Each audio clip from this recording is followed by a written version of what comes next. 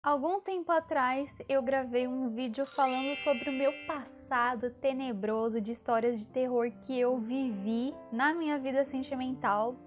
E eu me esqueci de dizer um detalhe extremamente importante para vocês, que é esse que vocês estão vendo no título desse vídeo. Eu não acreditava em casamentos.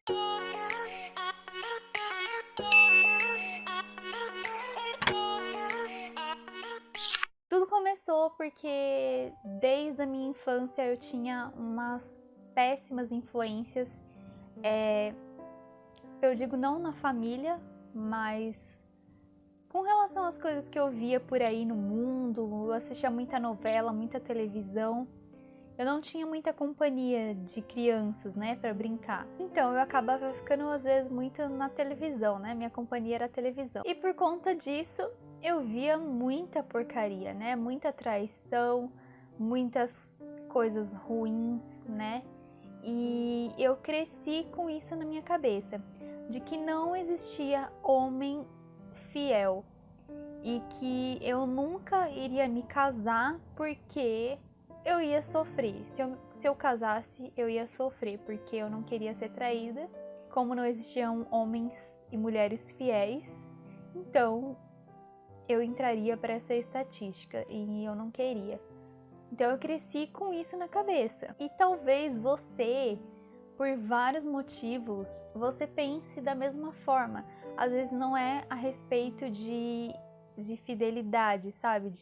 De traição. Às vezes não é a respeito de traição, mas é a respeito de outra coisa. Para quem tá sozinho, esperando em Deus há muito tempo, nunca foi feliz na vida sentimental. Se vocês não assistiram o vídeo que eu falei sobre o meu passado, assistam, sério, assistam, porque eu não tô aqui só para falar de bênção, só do que Deus fez de bom na minha vida. Eu também procuro trazer para vocês aquilo de ruim que eu vivo, aquilo de ruim que eu vivi, para que vocês possam se identificar e para que vocês vejam como Deus é poderoso para transformar qualquer história. Então, se vocês não assistiram, assistam, vão lá e assistam para vocês verem a transformação de Deus na minha vida. Mas às vezes é isso que acaba acontecendo. A gente tem experiências ruins, às vezes várias e repetidas, né? Experiências ruins, e a gente acha que aquilo sempre vai ser uma realidade na nossa vida, nunca vai mudar. E se você é uma dessas pessoas que pensa desse jeito, eu quero te dizer que Deus, ele não pensa como a gente pensa. Se eu tivesse mantido esse pensamento de que não existem homens fiéis, eu não estaria aqui hoje casada com um bebezinho aqui no forno. Porque além de eu ter essas influências ruins através de novelas, filmes, através da televisão e através de pessoas conhecidas, eu vivi isso. Então, quando eu comecei a me relacionar de forma amorosa, né, com outras pessoas, eu passei a viver essa verdade que eu construí, de que não existem homens fiéis. E todos os relacionamentos que eu tive, 90% eu fui traída. Então, né, gente? Fica difícil de acreditar numa outra realidade.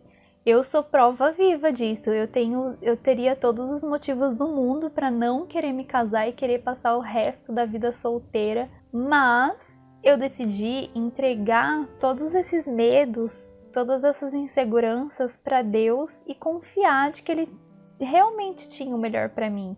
E assim Deus fez. E eu creio que Deus só agiu na minha vida porque eu confiei nele. Claro que esse tipo de coisa deixa sequelas, né, na nossa vida, deixa cicatrizes. Mas é como eu já falei em outros vídeos aqui, a minha confiança não está em homens, a minha confiança está em Deus. Lógico que eu confio no Bruno, confio no caráter dele, a gente tem o mesmo pensamento com relação a isso de traição, que é falta de caráter. E tanto eu quanto ele, a gente viveu isso na nossa vida, então a gente sabe o que é ser traído. Ele mais ainda, porque ele teve uma experiência muito ruim na vida dele, que eu acredito que foi pior que a minha. Então, assim, a gente sabe. E a gente poderia muito bem não confiar um no outro e não seguir as nossas vidas juntos por conta dessas experiências que a gente teve.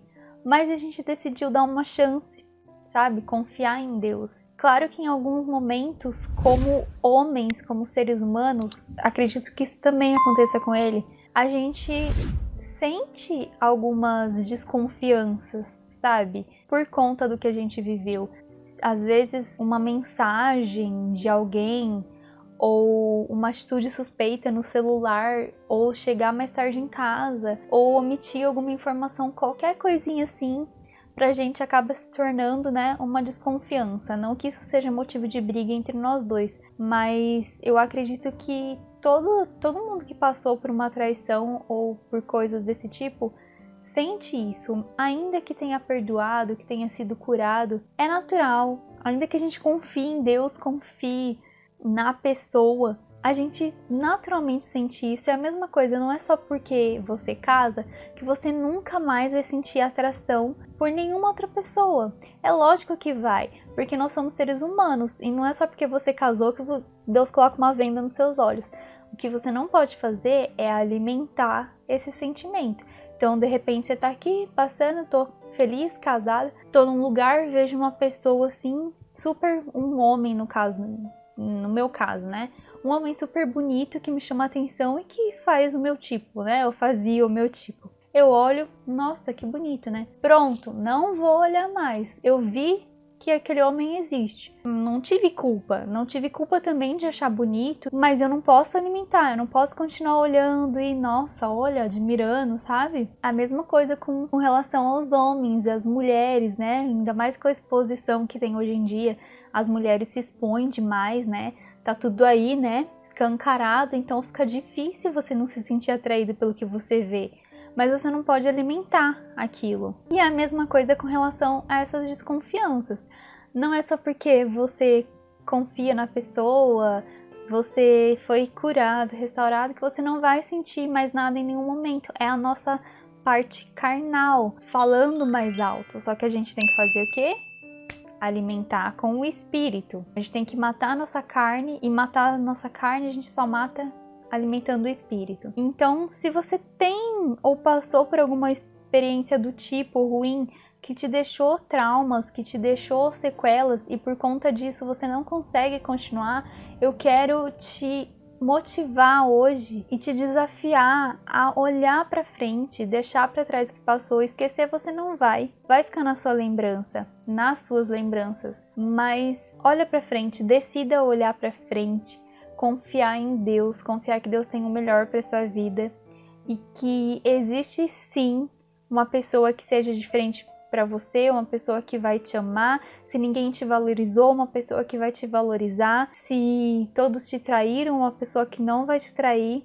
E se você tá sozinha há muito tempo, nunca namorou, nunca foi feliz na vida sentimental, você vai ter a sua chance sim.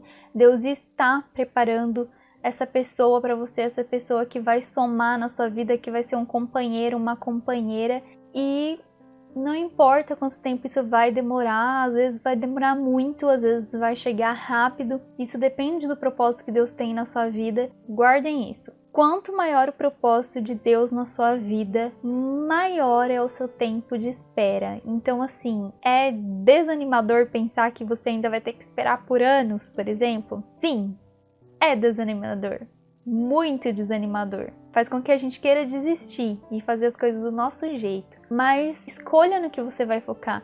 Não foque nesse longo tempo de espera. Foque no propósito lindo que Deus tem para você, na história linda que Deus tem para você. Você quer o bom ou o melhor? Se você quiser o bom, você pode ter ele agora. Mas se você quiser o melhor, não importa quanto tempo vai demorar. Deus, ele tem o melhor para você. Mas você precisa esperar. E quanto às tuas feridas, Coloque-as todos diante de Deus, deixa Deus tratar, deixa Deus curar. Deus, ele só vai te dar uma pessoa, só vai colocar uma pessoa na sua vida quando você estiver totalmente curado e sarado dessas feridas, porque senão você vai ter o que para oferecer para essa pessoa? Você quer que Deus coloque na sua vida uma pessoa cheia de traumas, cheia de frustrações, uma pessoa cheia de coisas negativas? Não quer, né? Então, não seja essa pessoa. Nesse tempo de espera, trabalhe em você, trabalhe para que você seja o melhor para essa pessoa. Se prepare sim. Talvez você tenha ouvido por aí que Deus não está preparando alguém para sua vida, que a gente não tem que se preparar para ninguém, a gente tem que se preparar só para Deus. Mas eu discordo disso, eu acho que a gente tem que priorizar Deus, a gente tem que buscar ser o melhor para Deus em primeiro lugar. Nossa motivação tem que estar em Deus, a nossa motivação, mas a gente tem que se preparar para a pessoa assim, para a gente ser o melhor, ser bênção na vida de uma outra pessoa e somar na vida daquela pessoa tão especial que Deus vai colocar no nosso caminho. Então é isso, fique na paz de Deus, descanse e não olhe para o tempo, olhe para a promessa linda que Deus tem para a sua vida.